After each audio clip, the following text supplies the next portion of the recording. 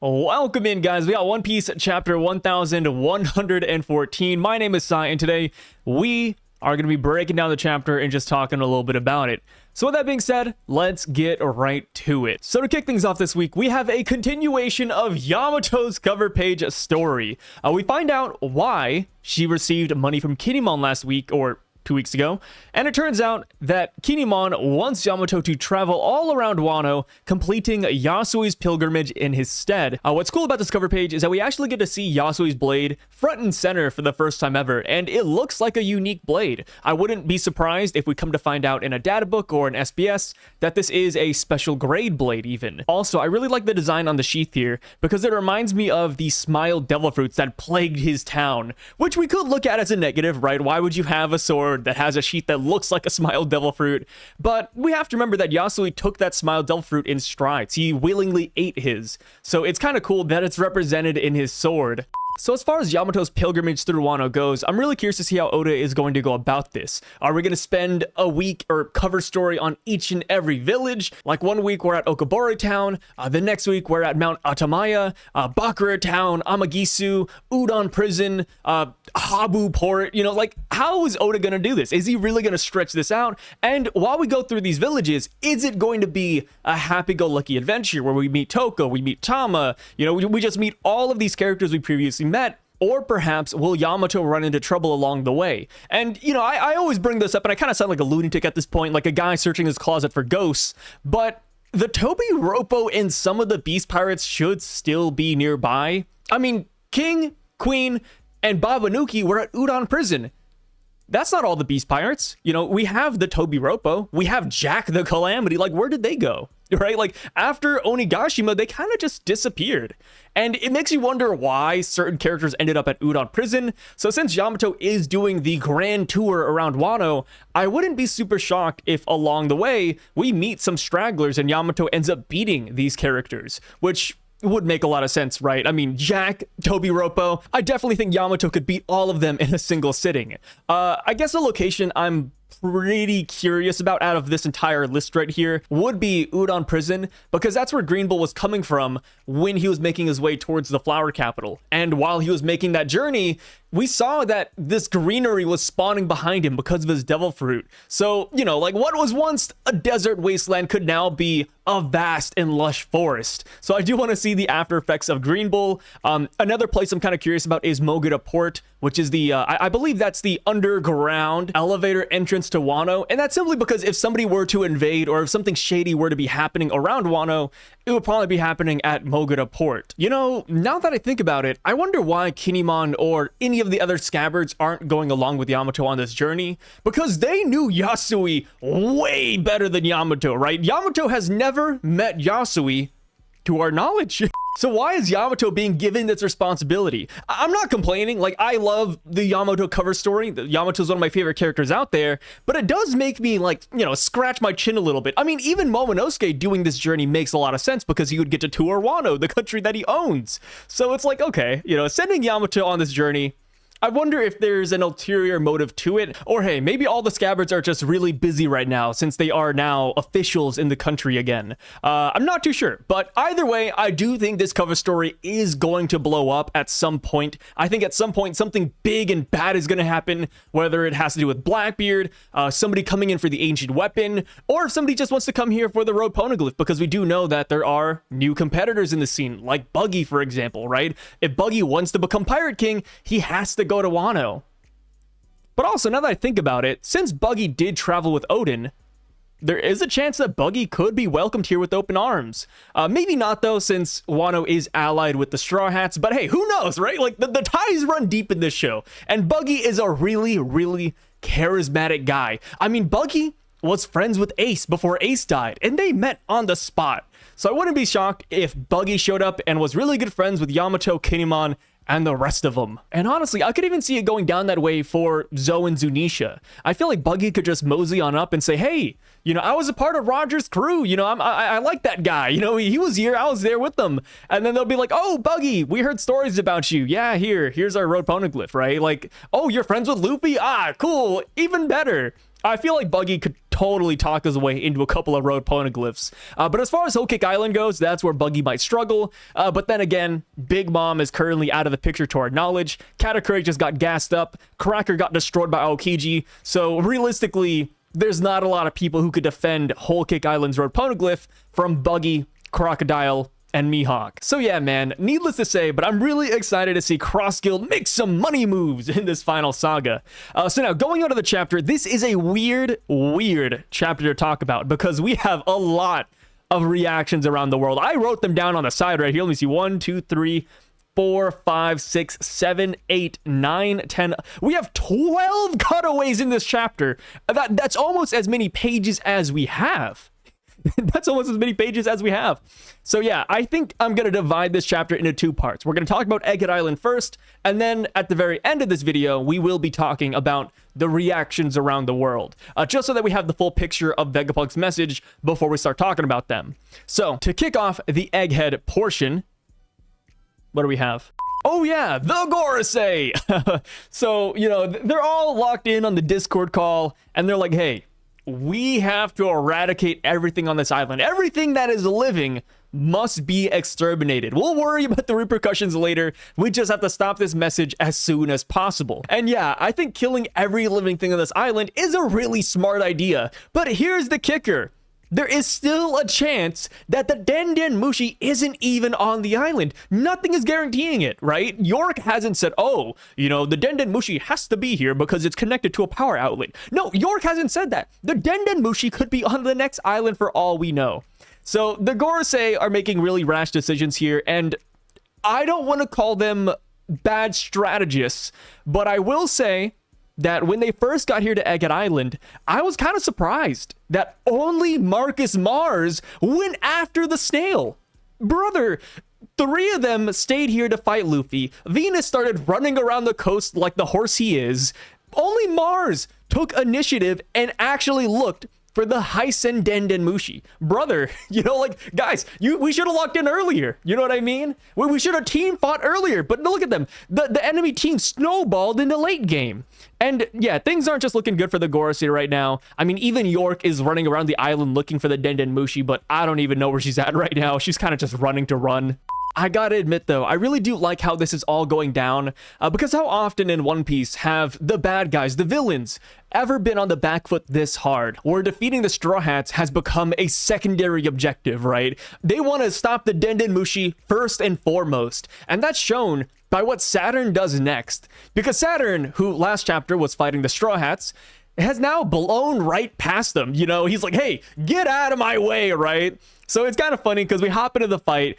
Chopper is still being stabbed. I kind of feel bad for Chopper. If you look at his face, you know, his eyes are like going a little bit white there. He has that crazy shading on him like he's taking a lot of damage. And then on the side, we have Lilith hitting him with the bubble gun, which we actually don't see if it lands on him or not. And I'm kind of curious about the bubble gun because Lilith's bubble gun does have properties of the sea imbued within it. So if Lilith hits this guy with the bubble gun, technically, if this was a devil fruit, his powers would be deactivated. But of course, we don't really see what is going on there. Lilith has her gun like this. We see like the lines coming out of the gun, so we can assume that it landed on him, but we don't see a bubble anywhere on the screen because everything's like one giant explosion. But yeah, Lilith is shooting him. Nami's hitting him with Zeus.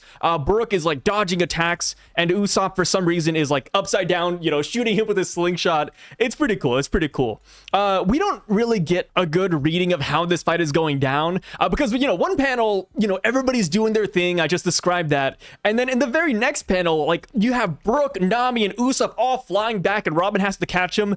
And I'm like, dude, how did Saturn do that? Like, is it just the force of his attacks?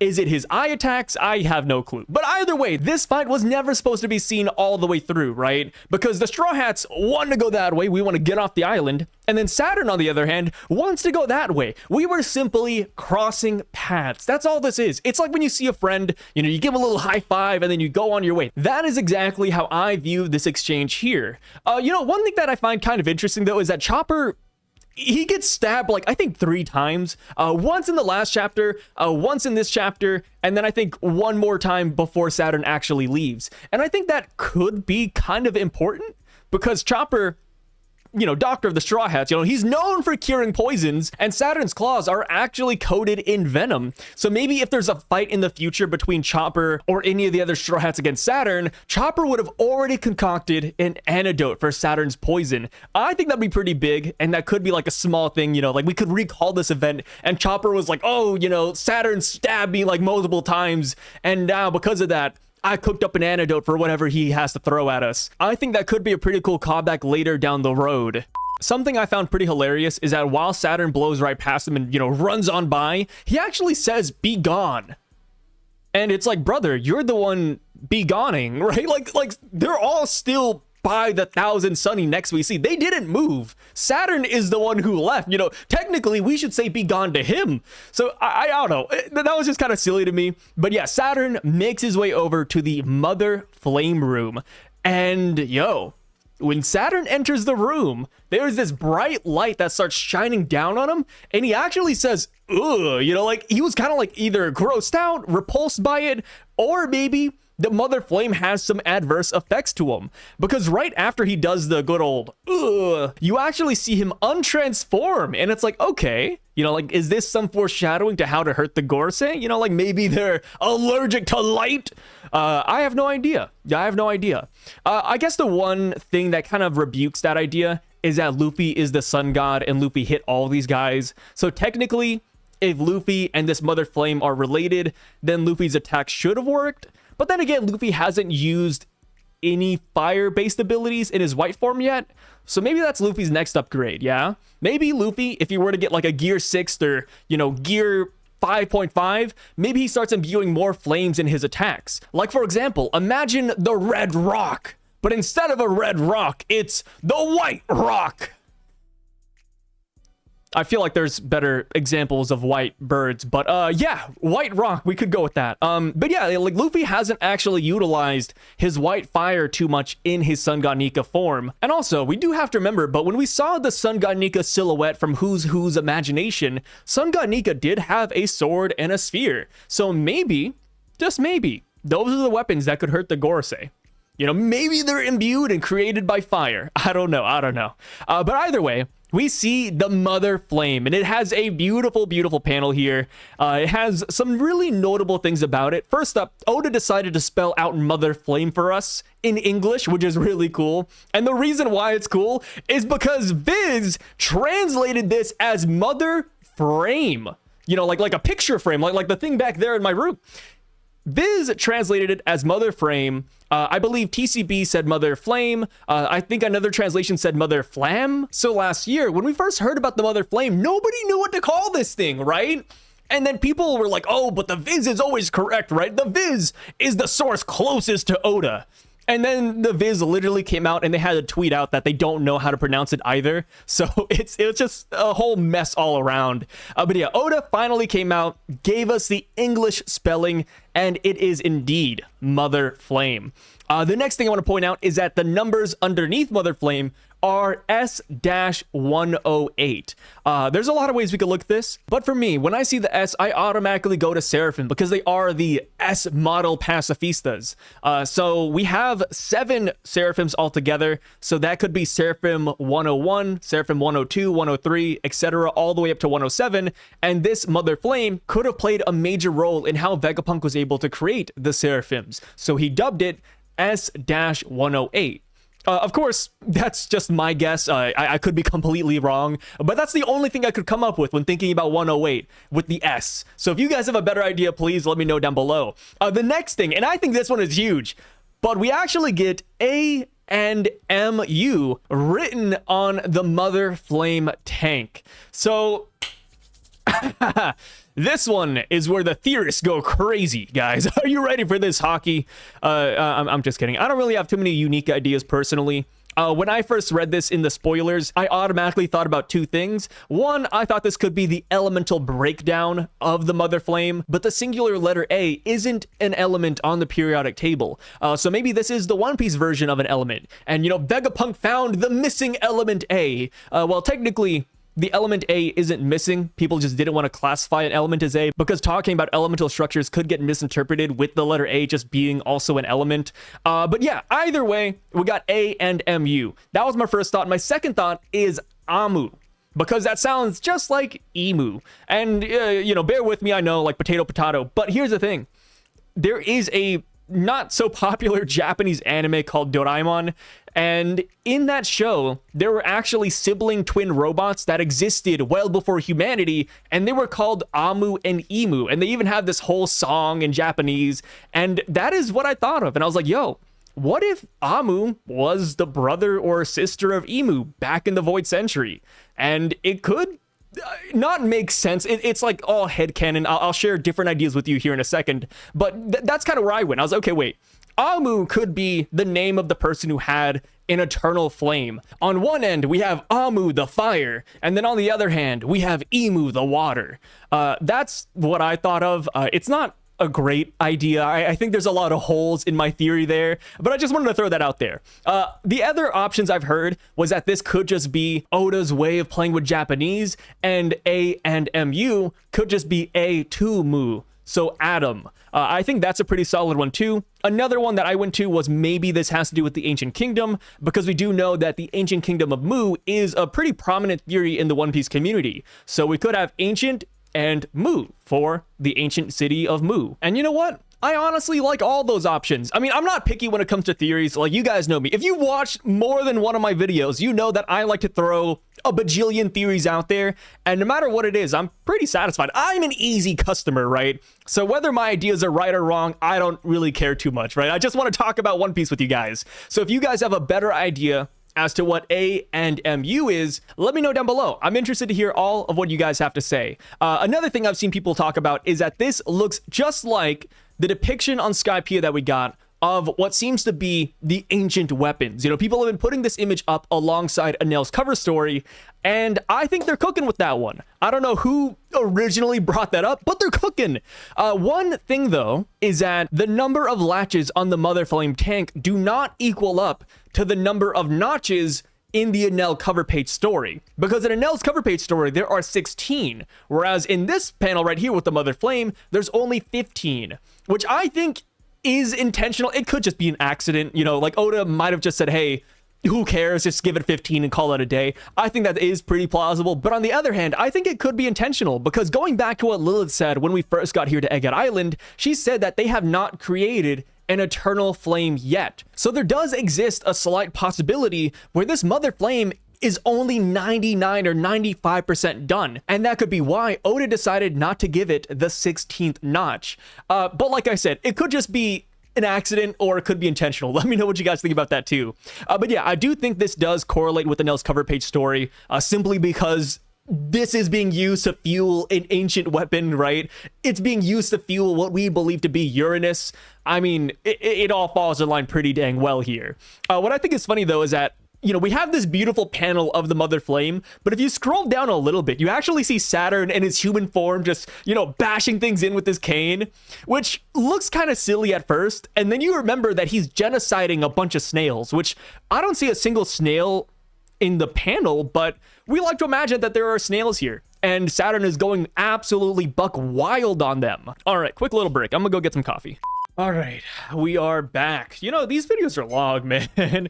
Like, you guys see like the nice cut version of this, you know, like it might be like 30 minutes, 20 minutes, 40 minutes, whatever. But let me tell you, man, I'm over here recording an hour into this, man. You know, there's a lot of snippets that get messed up that you guys don't see in the back end. Or there's just conversations where I repeat myself like a bajillion times and I just cut it out. Like, oh man, it was bad when the vice admirals were here. It was bad when the giants showed up. And, you know, we'll talk about the giants later, but I hate the fact that Saul's in this chapter, man. Well, not, hate's a strong word. I just don't like Saul. Saturn base form, flame. Oh, yeah, flame color. What color is this flame, man? So it's underwater, you know. It's doing its little glub glub thing right now, just kind of like Vegapunk's brain. And I am curious to see what color Oda gives it, because Luffy has a white flame. If this flame were also white, it would give more credence to the theory that Sun God Nika, or Sun God Nika's fire, is what fueled the entire ancient kingdom and or the ancient weapons, which is, you know, something I believe in, and I think a lot of people kind of come to that conclusion as well. But yeah, like if this isn't the same color as Luffy's flame, then we could view this as a Luffy upgrade, right? Like let's say it's I'm trying to think of a color.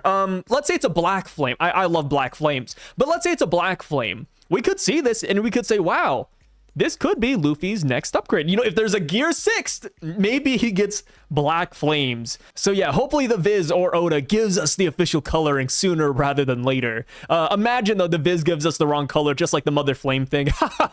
That would be hilarious. Another Viz L. So we cut down a little bit more and we see the Ancient Giant. And this guy is still walking around Egghead Island. Where is he going? We have no clue. What's crazy is that, you know, in certain shots of Egghead Island, you see the giant and he's towering above everything else. And then when we get some other shots of Egghead Island, you can't see him whatsoever. So I think that's pretty hilarious, considering how big he is. But yeah, the Ancient Giant is moving towards the west coast from the looks of it.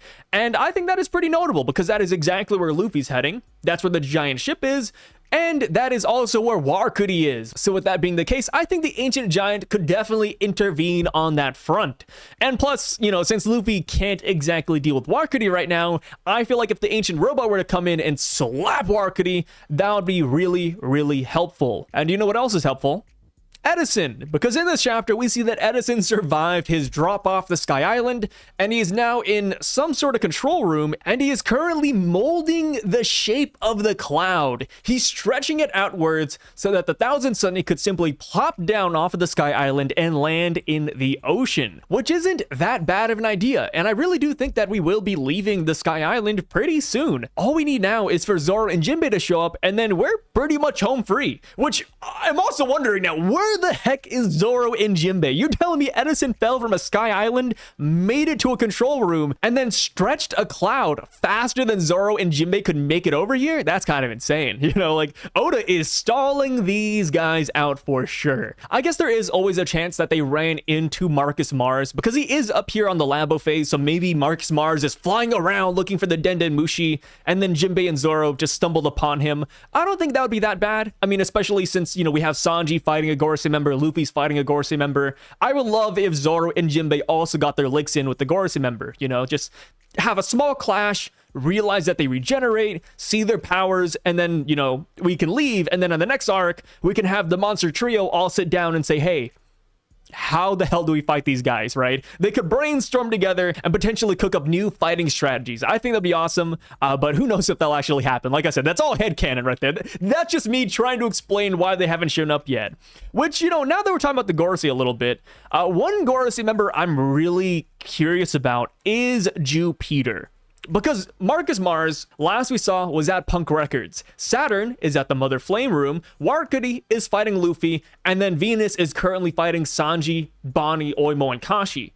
But as far as Jupiter goes, we haven't seen him in a minute. You know, last we saw, I believe Luffy threw a building at him. And then after that, guy kind of just disappeared. I mean, I think it's been 3 chapters, which isn't super crazy, right? I think we went like 20 chapters without seeing Robin. But yeah, like Jupiter is kind of the wild card right now. I really am wondering where he's at because he's down here on the Fabrio phase. You know, he could be assisting in the fight against Luffy. He could be, you know, planting a trap for Luffy or something. He could be going to assist Venus. He could be dealing with the ancient robot, or maybe he's just underground hibernating like a worm. I really don't know. But yeah, Jupiter's around here somewhere. Maybe he's looking for the Denden Mushi. But the fact of the matter is that we just simply haven't seen his location in a while. So now, final parts of the Egghead Island segment of the chapter. But we have Luffy versus Warcury.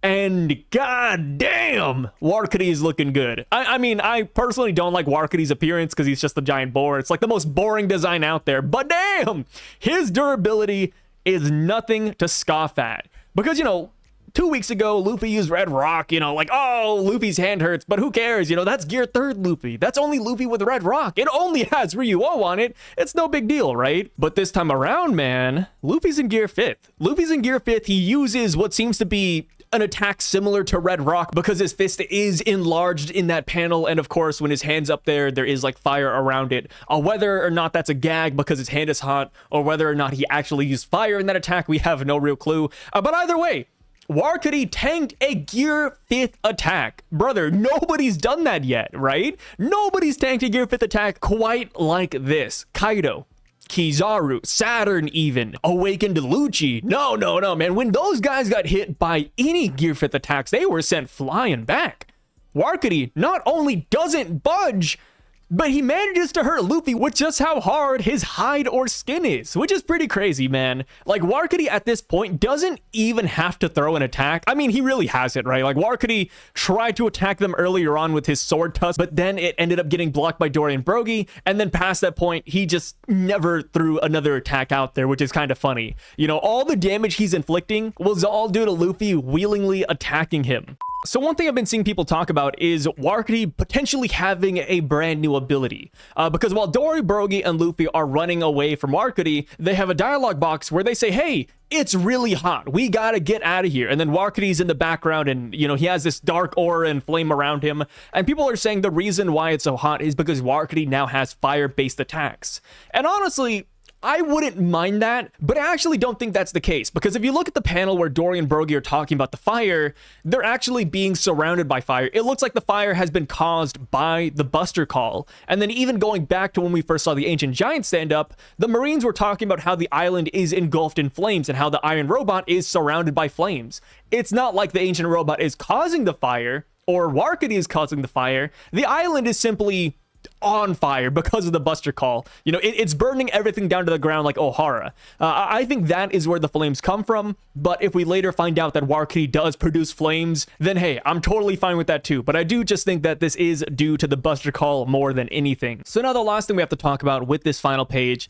is Vegapunk's message, because he ends off this chapter by saying that 900 years ago, during the Void Century, there existed a man who stretched like the sun god of Elbaf, a man from the ancient kingdom, a man who was the very first pirate, and that man's name was Joyboy. I loved how Oda paneled this because it perfectly lines up with Luffy attacking Warcury and laughing with the giants. It's all just so beautiful to see. This chapter, the way Oda paneled it, I think is great. Like I said, it makes it hard for me to talk about it, you know, going chronologically, but reading it, it is immaculate. So Joyboy, where do we start?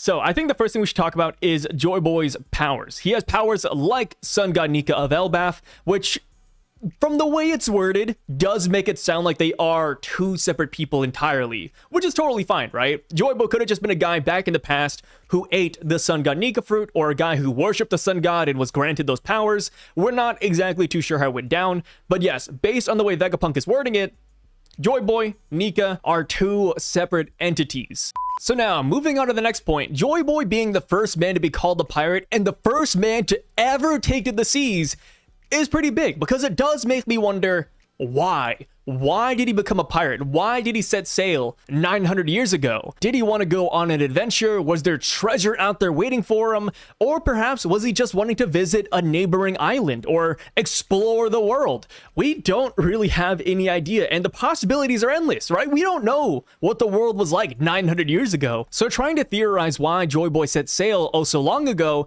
is very akin to stabbing in the dark.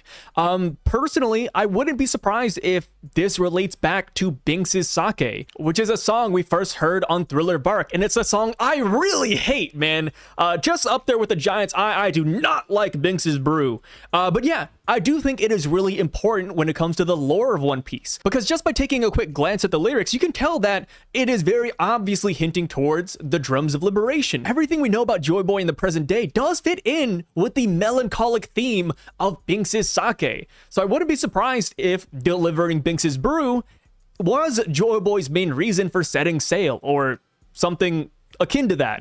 Another thing I'm curious about is what made Joyboy a pirate, right? Because he could simply be an adventurer, but no, they called him a pirate here. And when you think of pirates, you know, like, traditionally you think of really bad people. Like Luffy, Shanks, Whitebeard are the exceptions. And then you have people like Goldie Roger, you know, you have Captain Kidd, and it's like, dang, dude, these guys are menaces. I mean, I throw Roger in there because, you know, we all know Roger's a really good guy. He found Laugh Tale. He had Shanks and Buggy and everything. But we have to remember that Roger is a straight killer. Roger killed all of Squard's crewmates and left Squard alive to stew in regret that he ever challenged him. Roger, the first instance we had of him, he one-shot a giant and pierced his skull and killed him. Like, Roger, you know, he's a great guy and all, but we gotta remember, Roger does kill people every now and then. You know, that is a true and blue pirate right there.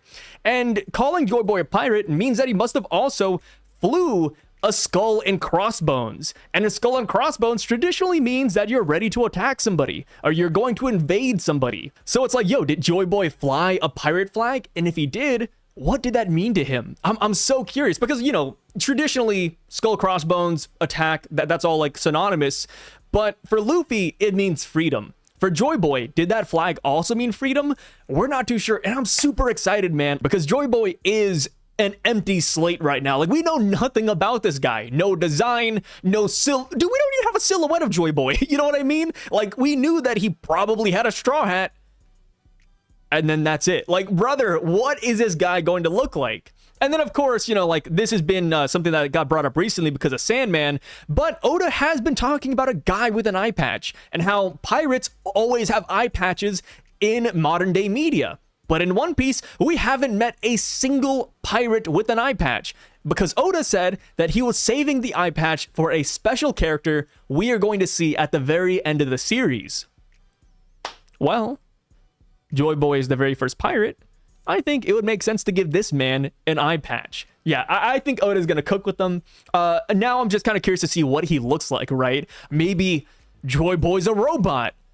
No, that'd be a little bit silly. Well, then again, I'm just saying this because it's my childhood, but, you know, Rayman 2 did have pirate robot warriors out there. So I think that'd be a pretty cool throwback, but I don't think Oda's going to do it. But yeah, like, what do you guys think about Joyboy? How do you feel about him being the very first pirate? Why do you think he took the seas? And what race do you think Joyboy is?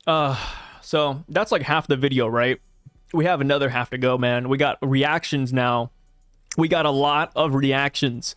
Starting off, let me scroll back up to the beginning of this chapter. We got Akainu, and a lot of vice admirals and or commanders at Marineford, and they're all reacting to Vegapunk's news. They're all super shocked, and surprisingly, Akainu didn't say a single word here. You know, usually Akainu's like, damn Kizaru, what is he doing? Damn that straw hat, damn those brats. No, dude, Akainu this time around, he's calm and collected. You know, he's listening to this message. And I'm like, yo, like, what is going through this guy's mind? And, you know, it's one of those memes too. I saw this meme online, you know, the whole like flirting versus harassment meme. People are saying, you know, Akainu with the ... saying nothing, people love that. But when Dragon does it, it's like a whole hoopla. And I think that's absolutely hilarious. But yeah, I mean, Akainu, I am really curious to see what he's thinking. Is he thinking about maybe betraying the world government? Do you think he's going to stick to his guns and help the world government sink the world? Like, I really do wonder what his next order of business is. Because if I was a Marine, or if I was the top brass of the Marines, and I heard that the world is about to end, I would probably start evacuating people. Yeah, like, I probably, I mean, you know, this is optimistic, you know, goody two-shoes me, but, you know, I would send a Marine ship to every island, you know, get all the civilians evacuated, and then maybe head to the Red Line. I don't know, but, like, you know, like, if you were in Akainu's position, what would you do? Right? Like, would you say, hey, yeah, world government, woohoo, kill Vegapunk, you know, sink the world, you know, destroy Leloucia? Or would you say, hey, let's help the civilians? You know, like, I feel like that's where I would lean towards. I feel like that's the more realistic option, because we do know, like, while Akainu is a murderer, he is still a Marine and somewhat a good guy deep down. He does believe in some form of justice. So yeah, I am excited to see how he responds to this message. And we do have to remember that Akainu, out of every Marine that has ever met the Gorosei, which it isn't a lot, but Akainu has been the most rude to them, right? He does not like the Gorosei whatsoever. So if there were a Marine to shove it on the Gorosei, it would be Akainu, in my opinion, right? You know, Garp was like, hey, I don't like celestial dragons. I'm not going to Marie Joie. Akainu doesn't like the Celestial Dragons, but he still goes up there to rail it into them. Like, he did that for the Doflamingo situation, right? Doflamingo manipulated the news, so Akainu went straight to the Gorosei to complain to them. Dude, if the Gorosei are now going to destroy the world, you know, Akainu might just make them donuts. I don't know, man. I don't know. You know, but then again, I am a big Akainu fan, so I am a little bit biased when I wish for that much. But I do think it is realistic for a lot of Marines to not take this news so lightly, right? Like, I mean, your boss is essentially killing everybody you know and love. Like, would you really stand for that? Like, Kizaru killing Vegapunk, yeah, that's one guy. Maybe it's for the greater good. You know, maybe if I kill Vegapunk, the world will be saved. Yeah, sure, you can cope. You can cope with that. But now, with the revelation that the entire world is going to die except for the Celestial Dragons, I don't know how you defend that. Like, are you gonna start killing civilians with a smile on your face saying, yes, this is why I joined the Marines? I don't think so. I really don't think so. So yeah, I am really excited to see how the Marines react. The next people we get are the citizens of Jaya reacting, and they're a bunch of bozos. They're kind of laughing at Vegapunk, but we have to remember that these guys are all lowbrow Neanderthal pirates. So, you know, who cares if these guys get sunk, right? You know, if Jaya gets sunk, I only care about Cricket and the Monkey Brothers. These guys, yeah, who cares? Who cares? Just a bunch of bozo pirates in a bar. The next guy we see is Polly over at Water 7. And we see that it is actually storming over there, which is pretty ironic given the world sinking news they just received. It doesn't look like, I mean, it's hard to tell because we don't have an outside shot of Water 7, but I'm assuming that they haven't completed their floating device for the entire island yet. So if that's the case, I wouldn't be surprised if by tomorrow or after this message, everybody starts working at ×5 speed. Honestly, if I was the Water 7 mayor, if I was Iceberg, I would say, hey guys, stop what you're doing. Every civilian, stop what you're doing. We got to make this island float fast. You know what I mean? Like, I would enlist the entire country onto my side to get this floating city up and running. The next person we see is Doflamingo, because we actually get to see him chilling at Impel Down. Well, chilling's the wrong word to use here. But yes, Doflamingo is back, and he is laughing up a storm, dude. He's like, yo, you hear that, Magellan? The world is sinking. You know, we got to go somewhere high up, don't we? And it's kind of funny because he does bring up a really good point. Magellan, who is calm and collected as always, is like, you know what, Doflamingo? You're right. I think we do have to evacuate. And it's like, yo, if they start moving prisoners out of Impel Down, I wouldn't be surprised if there's a jailbreak, brother. You know what I mean? Like, in every prison break show I watch, it always starts with moving the criminals out of their cells. I'm actually surprised that Magellan does say that Doflamingo has a point here because, you know, Impel Down, while it is supposed to hold these criminals, they don't ever really care about the lives of the prisoners, right? Like, if I recall correctly, when we hit Impel Down, we saw people dying left and right. You know, starvation hell, you know, bloody spike hell, lava hell, cold hell. Like, there were dead people out the wazoo. Like, if the world truly did flood and sink, I'd actually be pretty surprised if the lives of prisoners at Impel Down were taken into consideration. You know what I mean? Like, they are quite literally torturing people down here, but they're like, oh no, they're gonna drown. Time to save these guys. So yeah, I'm curious to see what Magellan does here. You know, will they go to higher ground? Will they also head to Marie Joie? Because that is what Doflamingo is insinuating, right? He says we could always go somewhere high up. So yeah, I am pretty curious to see what comes out of this. Here's the thing though, but if they do start evacuating the prisoners out of Impel Down, eventually Bon Clay is going to run into a problem, right? If Bon Clay is the only person left in Impel Down, since he is currently in Impel Down 5.5, then he would either run out of food or die to the rising waters. So by everybody evacuating, this would flush out Bon Clay and the new comma prisoners. So I think a prison break is pretty likely to happen if they do start moving everybody. And I think that'll be a lot of fun. You know, Doflamingo, Bon Clay, Senior Pink, King, Queen, Weevil. Like, dude, they got a lot of pirates here, man. Yeah. If they break out, it would be absolute chaos. And that's what I'm here for, right? I want wacky things to happen in One Piece. So the next group we see is Shirahoshi and King Neptune. And they don't have too much of a reaction, but I do think they will play a pivotal role when it comes to saving humanity. Because while a lot of places I'm not too fearful of, like, you know, Impel Down, they have boats. Polly has the city. The Marines have their own ships. Like, a lot of people can survive through this mess, but there are certain towns and villages that straight up do not have an out for the rising water. But here comes Shirahoshi as Poseidon with the Noah's Ark in tow. I think the Noah's Ark could save a lot of these smaller towns and villages that don't have a means to surviving the rising water, right? Like in this chapter, we see, I believe, Orangetown, we see Chushu, we see Mayor Boodle, we even see Tanjit and his other villagers. And it's like, yo, like those guys don't have boats. But if Shirahoshi were to simply take the Noah's Ark and travel around the world, we could pick up all these guys who are susceptible to this apocalypse. I think that could be her role here. And Shirahoshi, King Neptune, and the citizens of Fishman Island are good people. So I wouldn't be surprised if they do take the initiative and use the Noah's Ark to save the humans. Another thing to keep in mind is that even if Shirahoshi doesn't want to do that or doesn't come to this conclusion, there's always the Sea Kings, right? The Sea Kings are sentient creatures, so maybe they realize that the world is sinking and they take the initiative instead. I think that is also pretty plausible. Like, they don't need Shirahoshi to be able to move the Noah's Ark. They only really need her to give them direction. So yeah, I think that could be what Shirahoshi is going to be doing next. And let me see, who is the next reaction? We have Tanjit, which is cool. I already talked about him. He did end up reuniting with his other villagers, which is pretty cool. You see them in the background. We also see Smoothie and Montdior. But Oda is really smart, and he doesn't actually show us where they're at, what boat they're on, or if even Big Mom is with them. Because last we saw, they were off the coast of Wano trying to join Big Mom during the raid. They never made it up that waterfall, and it's like, okay, like if they didn't make it up there and Big Mom ended up losing, what did they do afterwards? Were they searching for Big Mom? Did they find her? Are they back home? Are they on their way to rescue Pudding from Blackbeard?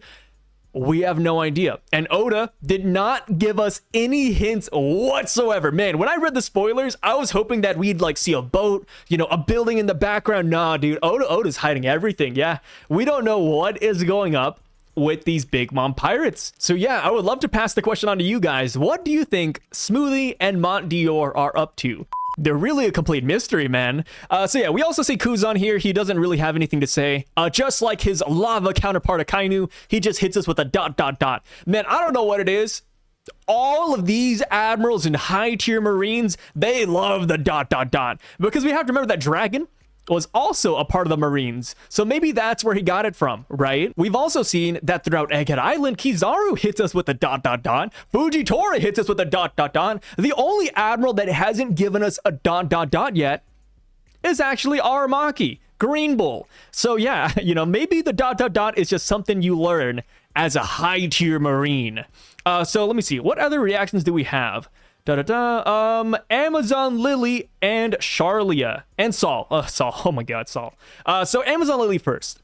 So we only see Marguerite and a couple of Amazonians behind her. And while it does seem like a nothing panel at first, I think that is notable. Because we have to remember that while Boa Hancock was there, the Amazonians were fighting non-stop because the Marines just kept on attacking the island. So the fact that they're actually sitting down and watching this message means that they're no longer fighting and that Boa Hancock is most likely not on that island anymore. Last we saw, Boa Hancock talked about wanting to go meet Luffy, and she even acknowledged that she had to leave sooner rather than later. So I do wonder where Boa Hancock is right now. Is she on her way to Egghead Island because she saw the news about Luffy, or is she perhaps on her way to Elbaf because that's where Luffy is going to next? And also, is she with Rayleigh? You know, where is Rayleigh at? I think it'd be really cool if Rayleigh and Boa work together so that when they arrive here to meet the Straw Hats, it's a double whammy. We get Boa, and we also get some Roger Joyboy lore, right? Because we do know that the Roger Pirates came to a certain answer after they learned the truth of the world.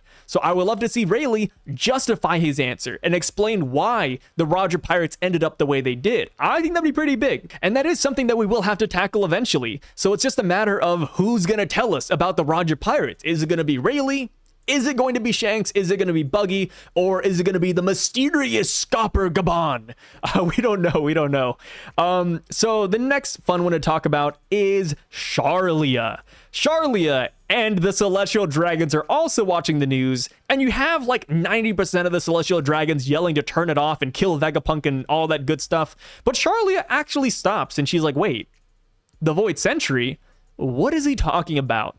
And those words made me raise an eyebrow for a couple of different reasons. And this is something I want to see multiple translations for. But the way Charlia addresses this, it almost seems like she doesn't know what the Void Century is.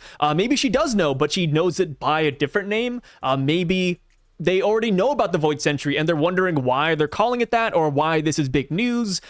There's a lot of ways Oda can go about this. Personally, I think the Celestial Dragons know about the Void Century. Well, to be fair, this is my headcanon, and there's no real right or wrong answer because we don't have too much to go off of, but I think they do know about the Void Century. But their version of the Void Century isn't going to be the correct one. I think it might be like Wano, where the kids of Wano learned about a certain history and how Odin was a bad guy, but that was only because Orochi was the shogun at the time, and Orochi lied about history. I think that could be the case here. Maybe the Celestial Dragons learned about the Void Century, but maybe it had a different name, or maybe, you know, they learned that everybody else was the villain and they were the good guys. I'm not super sure, but even then, I don't think that originally the 20 Kingdoms were bad either. I think the 20 Kingdoms had good intentions when they took down the Ancient Kingdom, because, you know, when you really think about it, getting 20 kingdoms together to mess up the Ancient Kingdom is a feat in and of itself. That's like gathering the Grand Fleet and telling them to beat up one certain old man. I think the Ancient Kingdom might have been in the wrong, and that initially the world government were good guys, but, you know, I have no clue. Like I said, Joyboy, the Void Century, that is a blank slate, and I'm excited to see how Oda plays with this. The last reaction we have is from Saul, and he's in the woods of Elbaf from the looks of it, because the trees are, you know, towering him, and he's just laughing his butt off, you know, like, Vegapunk's dead, who cares, you know, the message is finally going out, Ohara's message is finally being heard. You know, Saul is eating this up, and while we don't get to see his face, you can actually see his arms, his legs, and his hair, and, you know, the guy's looking pretty good. The guy is looking really good for a Buster Call burn scar survivor. I'm sure a lot of people are really excited to see Saul again. Personally, I mean, you guys know me, I don't like giants, and this might sound blasphemous, but Saul is the giant I actually hate the most. I mean, come on, he's born in a warrior race, and instead he's a bookworm? Oh my god, damn it. Oh, Saul's the worst. I love Saul because of the Nico Robin connections, and I think it's a really wholesome story. I love his story in general, but I just don't like giants, man. I don't like giants. I don't know what it is. But yeah, with that being said, that is the end of the chapter. Let me know your thoughts and opinions of it down below. Let me know any theories you guys have. What do you think about the AMU? What do you think about Joyboy, the Void Century? What race is Joyboy? What reaction got you reeling the most? Were you excited to see Saul? Are you a giant lover? And what do you think about the Celestial Dragons? Do you think they know the Void Century? Do you think they don't know? Do you think they know it by a different name? Let me know everything, because this is a massive, massive chapter. I guess the one thing I didn't touch on, like just kind of scrolling through it right now, I didn't talk about Emu, but, you know, just like the Marines, he hits us with a ... But yeah, I'll catch you guys later. My name is Ty, and I'm signing out. Peace. Also, I gotta say this, man. This chapter came out on a Thursday, dude. What the heck? Thursday, man. Usually this comes out on Friday. I was not expecting it, so apologies if this video is later rather than usual. I will be having more videos coming out on the side, and yeah, peace out.